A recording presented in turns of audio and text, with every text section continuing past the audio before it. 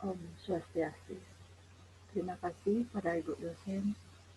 Kami akan menjelaskan yaitu tentang PPK yang kami ambil judulnya yaitu tentang penerapan pembelajaran kooperatif dalam meningkatkan hasil belajar pendidikan agama Hindu siswa kelas 4 SD Negeri 1 Banderan. Di dalam bab 1 tentang pendahuluan yaitu ada latar belakang masalah. Dalam usaha untuk membangun potensi dirinya, manusia tidak dapat terlepas dari dunia pendidikan. Maka dari itu, manusia itu dikatakan sebagai makhluk yang bergelut secara intens dengan pendidikan di mana secara bersamaan manusia sebagai makhluk yang dididik dan makhluk yang mendidik. Itu yang kedua yaitu rumusan masalah. Dari rumusan masalah kami dapatkan yaitu tentang bagaimanakah penerapan metode kooperatif dalam pembelajaran pendidikan agama Hindu di SD 1 Banderan.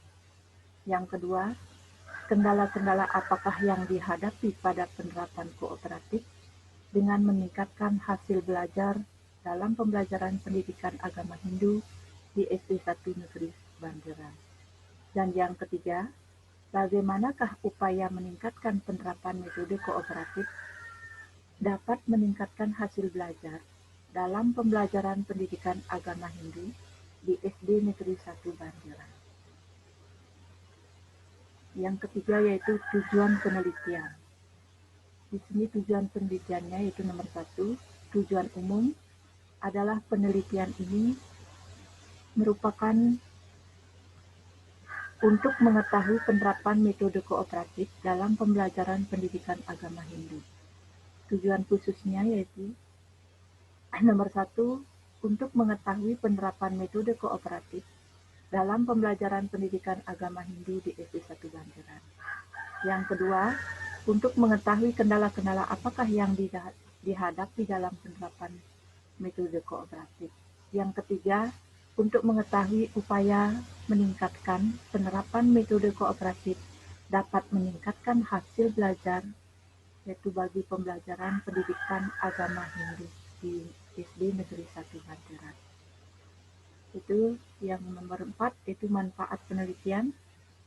Nomor 1 yaitu manfaat teoritis dapat memberikan pengetahuan secara mendalam tentang pemberian metode kooperatif dalam pembelajaran pendidikan agama Hindu di SD 1 Banderan. Nomor 2 dapat dijadikan sebagai dasar untuk penelitian yang akan datang atau selanjutnya.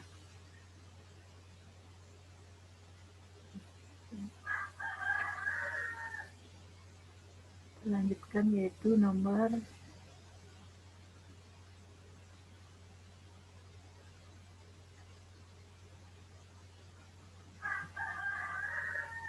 tentang bab 2 yaitu kajian pustaka, konsep, dan teori. Yang pertama yaitu kajian pustaka. Keberhasilan pendidikan dipengaruhi oleh perubahan dan pembaharuan atas segala komponen pendidikan. Komponen yang mempengaruhi keberhasilan pendidikan meliputi kurikulum, sarana dan prasarana guru, siswa, metode pembelajaran, media pembelajaran, dan penerapan model pembelajaran yang tepat. Yang kedua yaitu tentang konsep, yaitu saya ambil yaitu metode kooperatif. Metode kooperatif itu adalah metode pembelajaran dengan pendekatan yang menekankan adanya kerjasama antar siswa dan kelompoknya untuk mencapai tujuan belajar. Pembelajarannya merupakan suatu proses untuk upaya menciptakan kondisi belajar dalam mengembangkan kemampuan minat dan bakat secara optimal sehingga kompetensi dan tujuan pembelajaran dapat tercapai. Yang ketiga yaitu tentang pendidikan agama Hindu. Kita sebagai umat Hindu menyadari peran agama amat penting bagi kehidupan umat manusia, maka internalisasi agama dapat kehidupan setiap pribadi menjadi sebuah keniscayaan yang ditempuh melalui pendidikan, baik pendidikan di lingkungan keluarga, formal maupun non-formal. Yang ketiga yaitu tentang teori, yang kita ambil yaitu teori behavioristik. Teori belajar behavioristik adalah sebuah teori yang dicetuskan oleh Gage dan Berliner tentang perubahan tingkah laku sebagai hasil dari pengalaman teori behavioristik dengan model hubungan stimulus-responnya mendukung orang yang belajar sebagai individu yang pasif. Itu pembelajaran kooperatif sudah saya terangkan tadi, yaitu merupakan model pembelajaran dengan menggunakan sistem pengelompokan. Yang bab 3 yaitu tentang metode penelitian. Penelitian ini didesain dengan model penelitian tindakan kelas. Penelitian tindakan kelas adalah penelitian yang bersifat reflektif.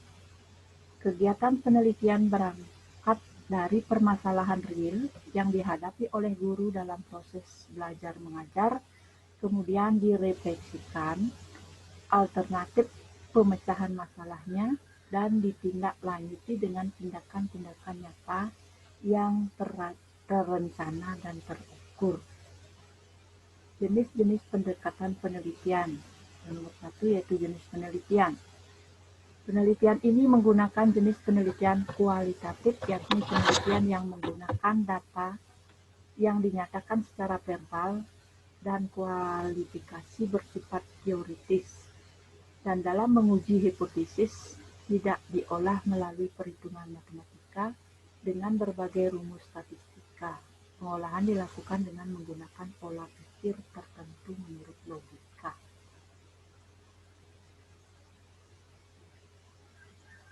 Sesuai dengan jenis penelitian, penelitian ini menggunakan pendekatan penelitian kualitatif.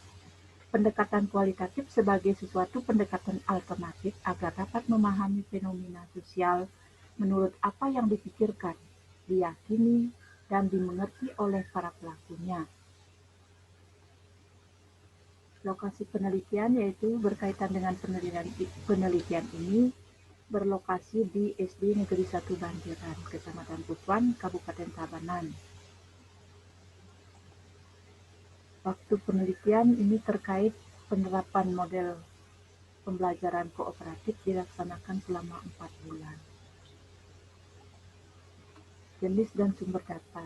Jenis data terkait hal tersebut, maka jenis data dalam penelitian ini adalah data kualitatif, yaitu bahan mentah yang berhubungan dengan ide, pendapat, dan kepercayaan yang tidak dapat diukur dengan angka. Sumber data yang diperoleh dalam penelitian ini adalah kepala sekolah, guru-guru, dan siswa di SD Negeri 1 Banjiran. Objek dan subjek penelitian. Yang nomor 1 yaitu objek penelitian. Dalam penelitian ini yang menjadi objek penelitian yaitu penerapan metode kooperatif dalam pembelajaran pendidikan agama Hindu di SD Negeri 1 Banjiran.